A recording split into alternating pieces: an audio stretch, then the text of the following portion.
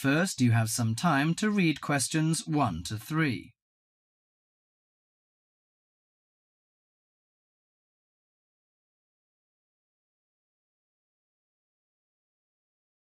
Now listen to the conversation and answer questions 1 to 3. Hi, sit down, please. How can I help you? Thank you. I'm a student in the sociology faculty. I'm coming to ask for some information about renting a room in the college or near the campus. My name is Sarah. Yes, Sarah. How long have you been here in Sydney? You are not new, I suppose. No, I'm in my second year. I came to Sydney 18 months ago from Korea. Where are you living now? I live with my aunt in my cousin's room.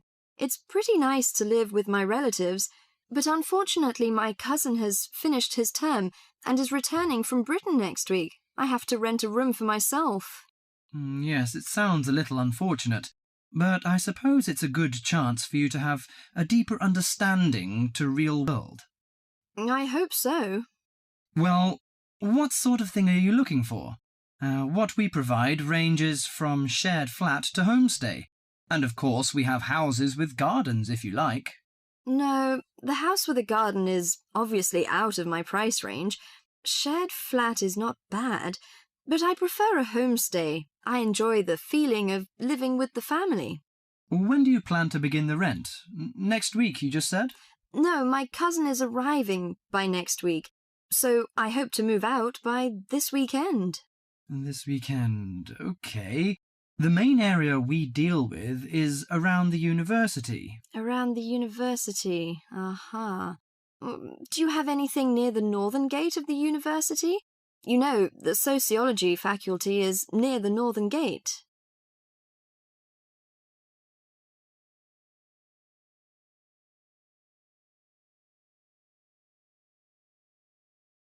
Before you hear the rest of the conversation, you have some time to look at questions 4 to 10.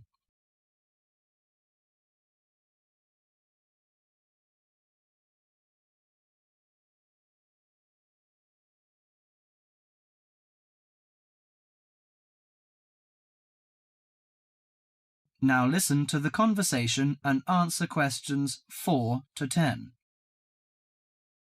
Yes, what sort of price are you thinking of? Well, could you give me some idea?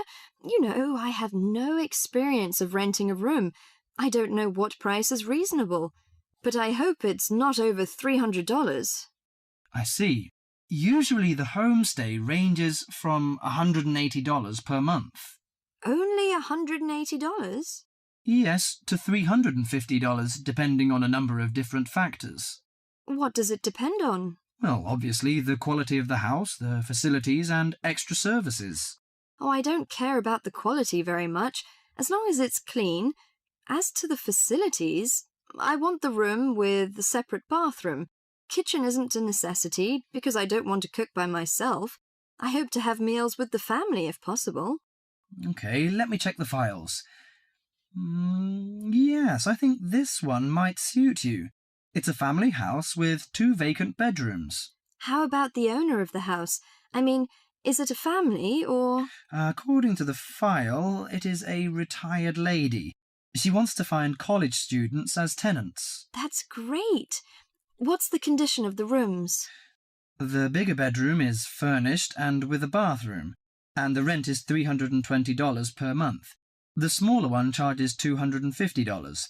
It is furnished too, but without bathroom. Oh, $320. It's a bit out of my range, but I think I prefer the bigger one. How about the meals? Well, the rent includes breakfasts and suppers. No lunches, however. You have to buy your lunch. That's no problem. I usually have my lunch in the college cafeteria. And that doesn't cover the water bill and electricity fee, but the laundry is included. Fine. Could you tell me the address? Yes, it's on 323 West Park Road. Let me get that down. 323. Okay, it's near the university. So, when can I have a look at the room? You know, I'm a little pressed for time. The file says the landlady is in every afternoon. So this week, say Friday? Oh, I'm afraid I can't make it then. I have a lecture on Friday afternoon till 5:30. How about Thursday?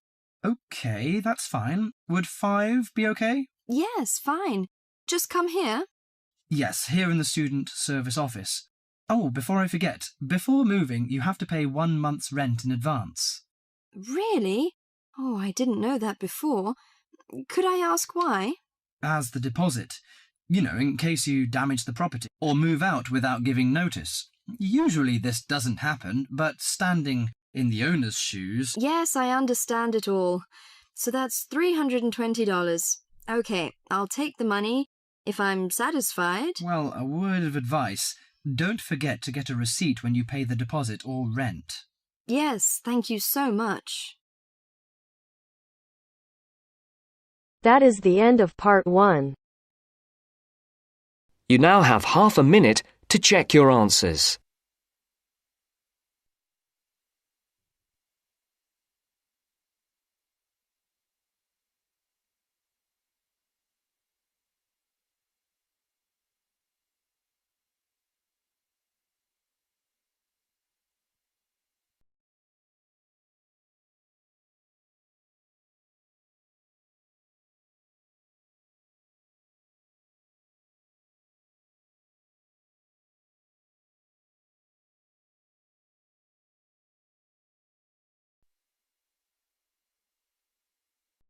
Now turns to part 2.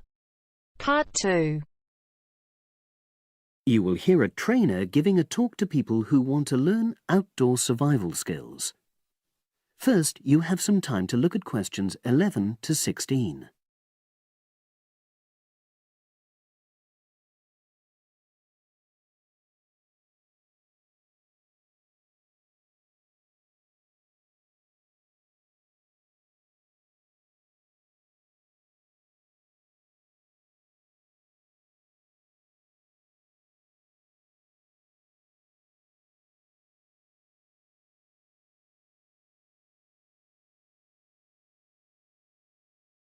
Now listen and answer questions 11 to 16. Good morning, everyone, and welcome to our outdoor survival program. As you know, this week you'll be learning some of the basic information and skills you need to look after yourself independently in the outdoors. These first 2 days will be based here in the classroom, and then we'll be taking a camping trip to put into practice some of the things you've learned. I'm going to start off with the topic of food. And to start with, I'll describe just 2 methods which we'll be putting into practice at our camp, and which make use of natural resources, the steam pit and the bamboo pot. I've got 2 posters here to make things clearer, and I'll start with the steam pit here.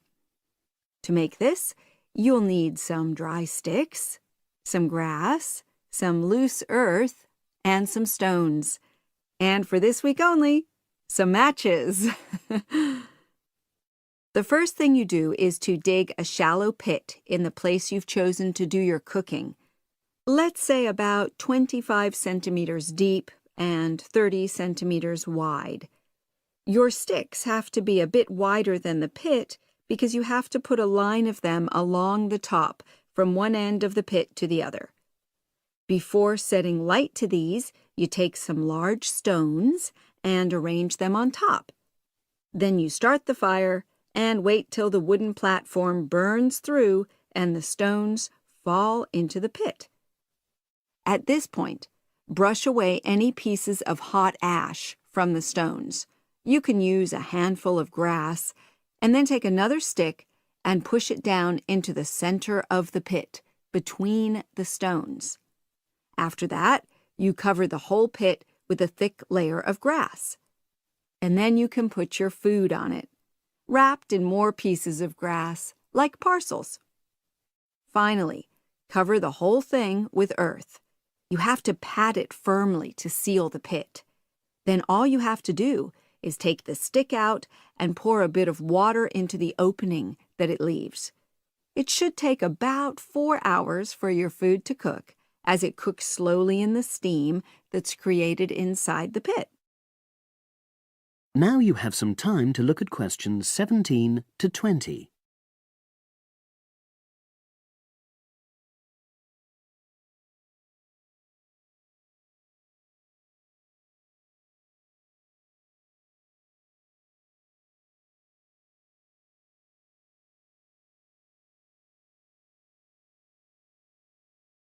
Now listen and answer questions 17 to 20.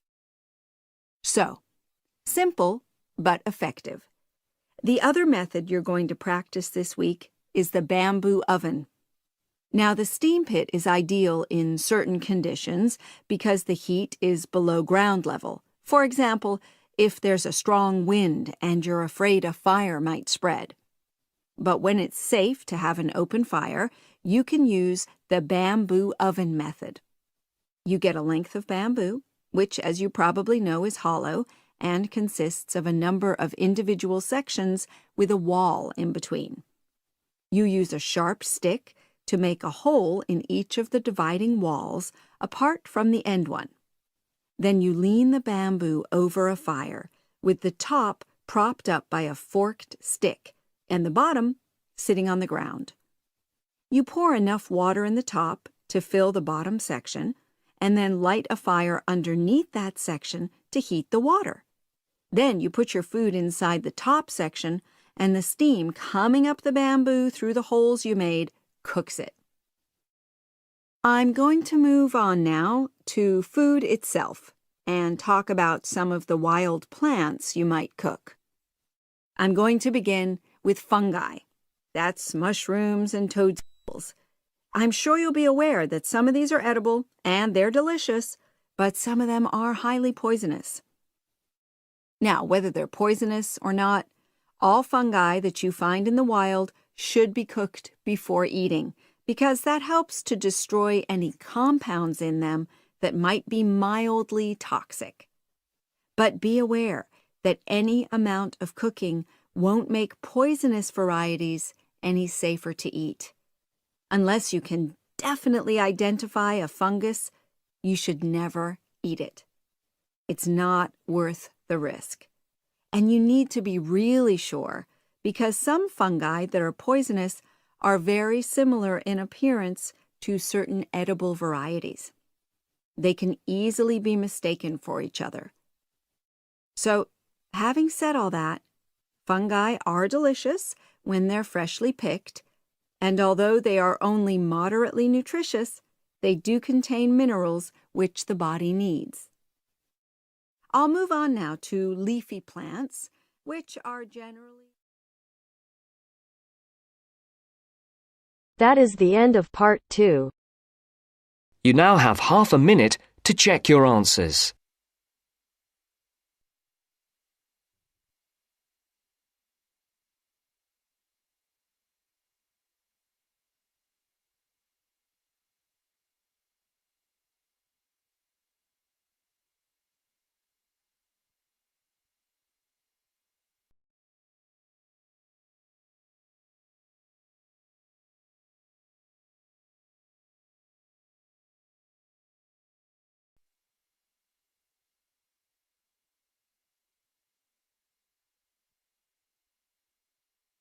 Section 3. You will hear 2 business studies students discussing a presentation they'll do on an article on working effectively in groups. First, you have some time to look at questions 21 to 26.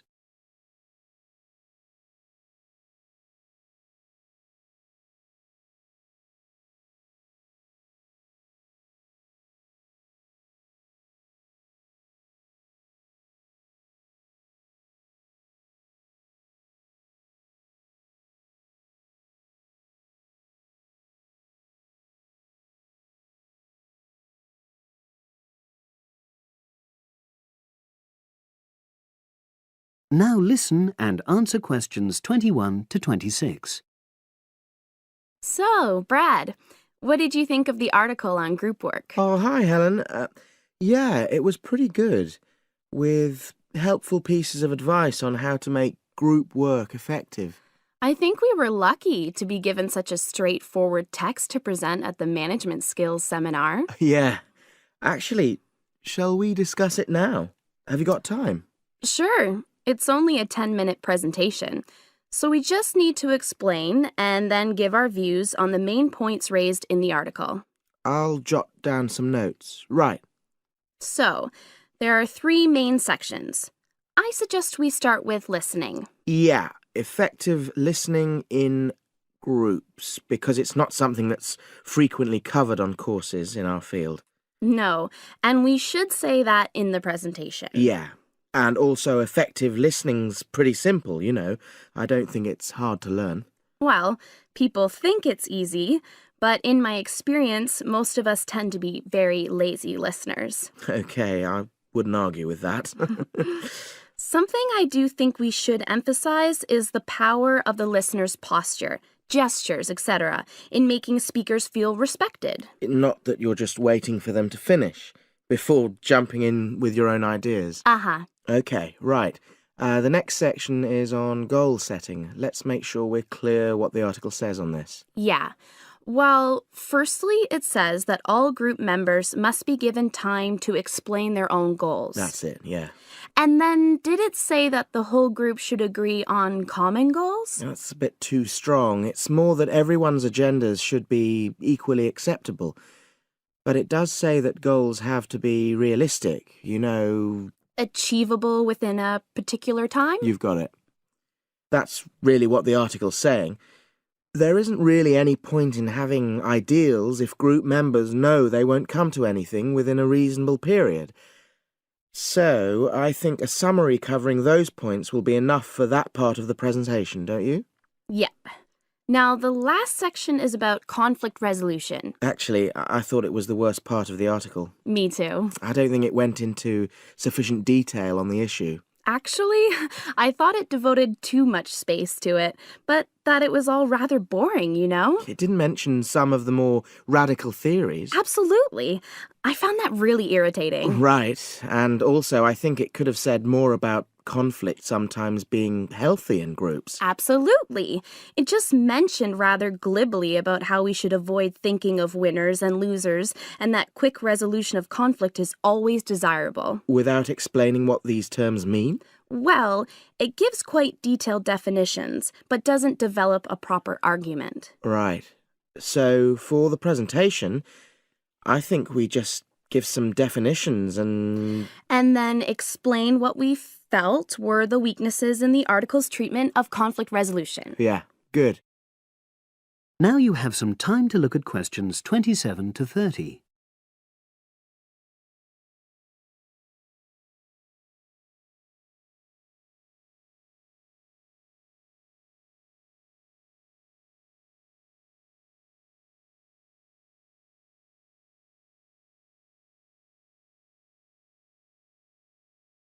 Now listen and answer questions 27 to 30. So, let's think about what we have to prepare for the actual presentation. Well, I suppose we'll use PowerPoint, but I'm hopeless at using it, especially if it has any visuals. I really have to look into doing a course on it because I know I'll need it in the future. Don't worry, I'm quite happy using PowerPoint and I'll put it together when everything else is ready. That's a relief. But yes, do that later. Okay. Now, I heard the tutor saying we have to include some well-chosen quotations from the article. I'm not sure if we do. I'll email him to find out. No need, I can just have a look at the specs he gave us when he set the task. That'll be quicker. But the tutor definitely said we have to prepare a handout to go with the talk. I'm not really sure how we do that. Sarah did one last year. Who's she? She's doing the same option as me on marketing. I'll ask her advice on what to include. Great. So that just leaves the bibliography at the end. I suppose it'll mainly be articles. Yeah. So we'll just look on the web, and we can leave that till later. But we've been advised against that? Well, we could have a look through some journals in the library. I think we should start by looking through module handbooks. I think that'll give us some good leads. Yeah, you're probably right. So that's all the topics. That is the end of section 3. You now have half a minute to check your answers.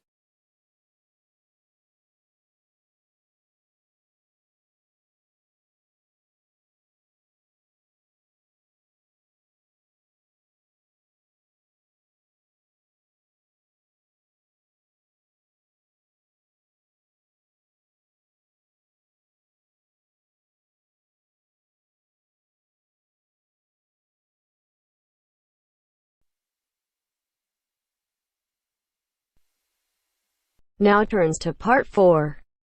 Part 4. This is Jane Frost with this morning's edition of Wake Up with Frost. First, you have some time to look at questions 31 to 40.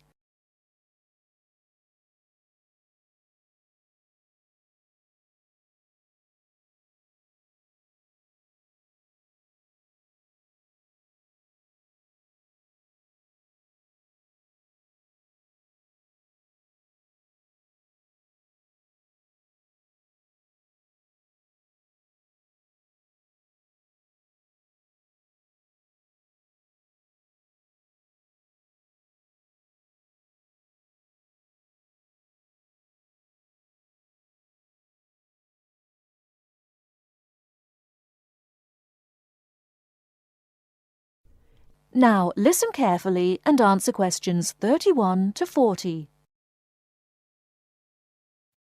Good morning. This is Jane Frost with this morning's edition of Wake Up with Frost. As you all know, for the last week we've been running a survey trying to find out what you, the listeners, think is the greatest invention of the last 200 years. The response has been amazing, double the amount we had last year, so thanks to all of you for taking part. We've had about 2,000 responses online and about the same on our phone lines. The lines are now closed, and this morning I can announce what the results were. So, here it is. You, the listeners, have chosen as the greatest technological invention of the past 200 years, and let me not forget to mention that 65% of you voted for this, it's the bicycle. Yes, the bicycle, first invented in 1818, and, would you believe it, the first bicycle was made of wood. The second bicycle had iron wheels. I cannot imagine what that must have been like to ride. It would have kept you fit at any rate. But for me, the best thing about the bicycle was what it did for women's rights. Yes, in the 1890s, it was the bicycle that meant women could change their clothing, start wearing trousers or pantaloons as they were known.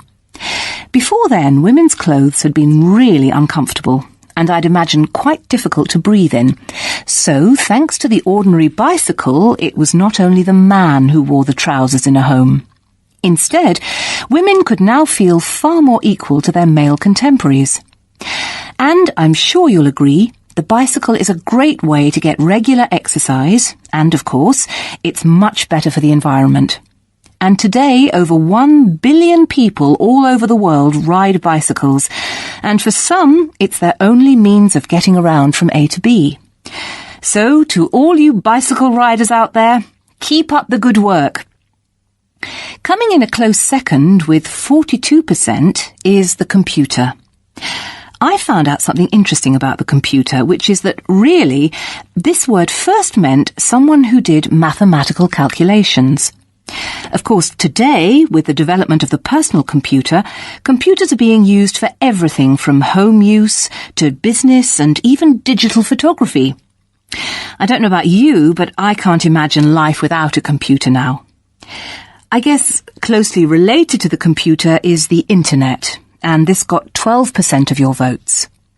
Maybe, like myself, many of you might think of the internet as being the World Wide Web, but actually the web is only one part of the internet. The internet began as part of the United States military network, but it later began to be used by businesses and academic institutions. Of course, today, the internet has so many uses.